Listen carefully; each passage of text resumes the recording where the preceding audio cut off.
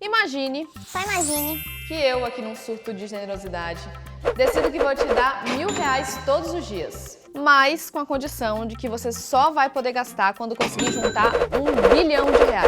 Quanto tempo você acha que ia demorar, hein? Vamos lá, gente, eu sei que é difícil, mas bora fazer um esforço de imaginação. Imaginação. Oiê, eu sou Carol Prado, jornalista do G1, e a resposta para essa pergunta, meu amigo, é 2.740 anos. Isso mesmo, sinto informar, mas não ia dar pra você gastar esse dinheiro em vida. Agora eu tô falando aqui de um só, Umzinho. R$ 1 bilhão apenas. Agora pensa na fortuna do Elon Musk, aquele ricaço lá que comprou o Twitter. Mais de 250 bilhões de dólares. Você consegue imaginar essa quantidade toda de dinheiro? Pois é, eu também não. Mas dá pra gente tentar entender o que leva alguém a ter tanta grana. Hoje eu tô aqui pra falar desse assunto. Por que, afinal, como diz aquele grande clássico da MPB, o rico cada vez fica mais rico? Sim, porque hoje existem mais bilionários do que no passado e eles são muito mais influentes. Além disso, acredite se quiser, nesses últimos anos de pandemia, eles conseguiram juntar ainda mais dinheiro, enquanto o problema da fome e da pobreza se agravava em várias partes do mundo, inclusive no Brasil. Fica até o fim desse vídeo que você já vai entender isso. E já vai clicando aí para se inscrever no canal do G1. Se gostar desse vídeo, não esquece de deixar seu joinha e compartilhar com os amigos.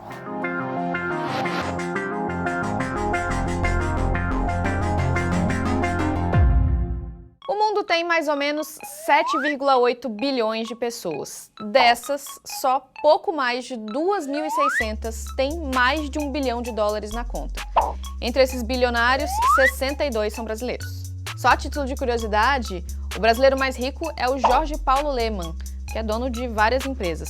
A fortuna dele é avaliada em mais de 15 bilhões de dólares. Aí logo em seguida vem o Eduardo Saverin, cofundador do Facebook, aquele mesmo que aparece no filme. Mark! He's wired in. Sorry? He's wired in. Is he? Yes. Ele tem um patrimônio de mais de 10 bilhões de dólares. Tem muita gente que diz que a fortuna de um só desses bilionários, como o Elon Musk, por exemplo, poderia acabar com a fome no mundo. Isso é verdade?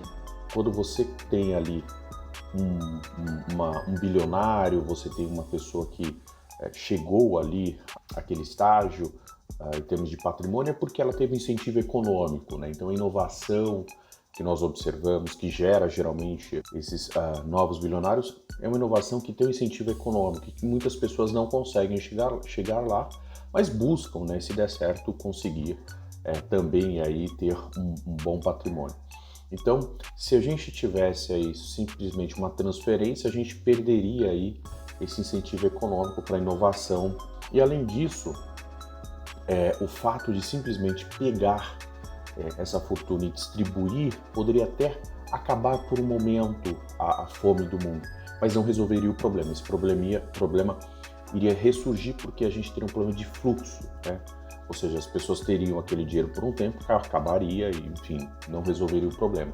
E para acabar a fome, a gente precisa de outros mecanismos, né? De outras políticas públicas, aí sim, para erradicar a fome no mundo, que é um problema muito sério. E certamente as desigualdades sociais acabam prejudicando ainda mais esse problema social. É claro que esses bilionários não saem por aí carregando esse dinheiro todo em notas físicas. Geralmente, a fortuna deles está em ações de empresas. Por isso que, a depender da valorização dessas ações, eles podem perder ou ganhar muito dinheiro em pouquíssimo tempo. Em abril de 2022, por exemplo, o Jeff Bezos, dono da Amazon, perdeu nada menos que 13 bilhões de dólares em algumas poucas horinhas porque as ações da empresa dele desvalorizaram. Atualmente, ele é apenas o terceiro homem mais rico do mundo, atrás do Elon Musk e do Bernard Arnault, dono da grife Louis Vuitton. Mas voltando a falar aqui das ações do mercado financeiro e de como elas estão perdendo e ganhando valor o tempo todo, isso ajuda a explicar por que os bilionários ficaram ainda mais ricos durante a pandemia. E não foi pouco não, viu? Um levantamento feito pela ONG britânica Oxfam mostrou que as 10 pessoas mais ricas do mundo mais que dobraram a fortuna delas desde março de 2020.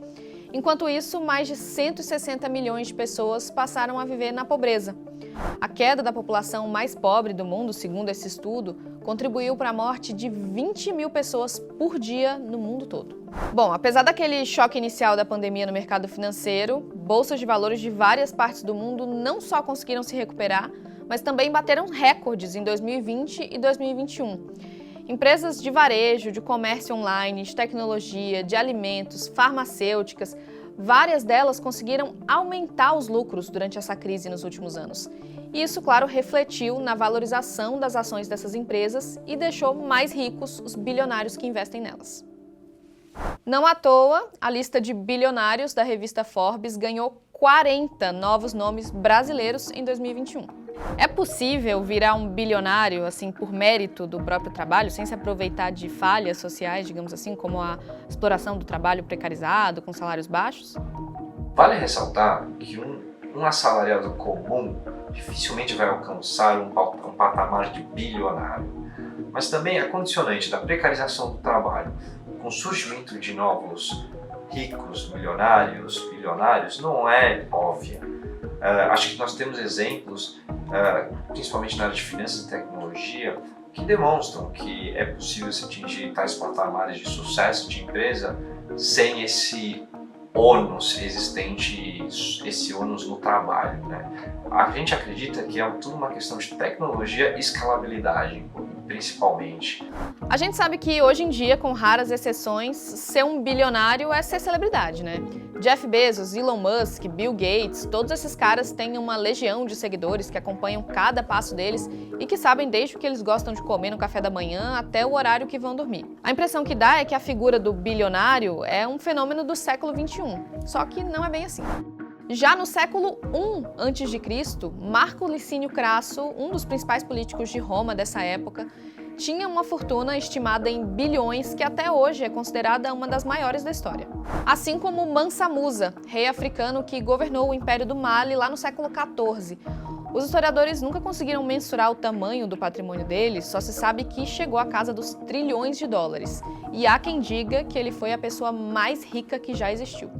O fato é que, ao longo do tempo, esses personagens foram mudando bastante. Se antes os bilionários eram governantes, políticos, com o passar dos séculos, esse papel passou a ser dos banqueiros, depois dos magnatas do petróleo. Esses ricaços geralmente eram pessoas muito poderosas, mas com uma influência bem limitada ao lugar de atuação deles. É com a globalização e a integração econômica dos países que se cria essa ideia de homem mais rico do mundo. É uma figura que passa a ser referência para o mundo todo e que influencia não só a economia, mas também a sociedade, a cultura, o consumo e até os hábitos das pessoas. É só ver, por exemplo, a quantidade de gente que passou a usar aquela blusa preta com gola rolê do Steve Jobs, lembra? Isso não é só pela admiração que muita gente tem por quem conseguiu construir um império. É também porque hoje, com a tecnologia, muitas das criações desses bilionários estão aí presentes no nosso dia a dia. O celular que a gente usa, o site em que a gente faz compra, a plataforma que a gente usa para ver filme, a rede social onde a gente posta, enfim, tudo isso faz com que esses caras sejam meio onipresentes no nosso cotidiano. A gente até se sente meio próximo deles, né? Vai dizer que você não pediria aí $1 milhãozinho se encontrasse o Elon Musk na rua? Aquela moralzinha de amigo mesmo. Eu pediria. A globalização das cadeias produtivas com certeza é um dos fatores que auxiliaram muito no aumento da lucratividade das empresas. Antigamente as empresas, nem todas as empresas, tinham acesso à mão de obra barata. Hoje em dia, esse acesso é extremamente facilitado. Acho que um exemplo empírico são exatamente as fábricas que estão na China. Hoje na China existem os mais diversos setores, sejam têxteis, tecnológicos, entre vários outros, né? Esse acesso ajudaram as empresas a ter uma melhor lucratividade, um melhor resultado financeiro. Bom, enquanto meu milhão não chega, me ajuda aí, vai, clica para se inscrever no canal do G1. E se gostou desse vídeo, deixa seu joinha e compartilha ele com alguém, combinado? Beijo e até a próxima.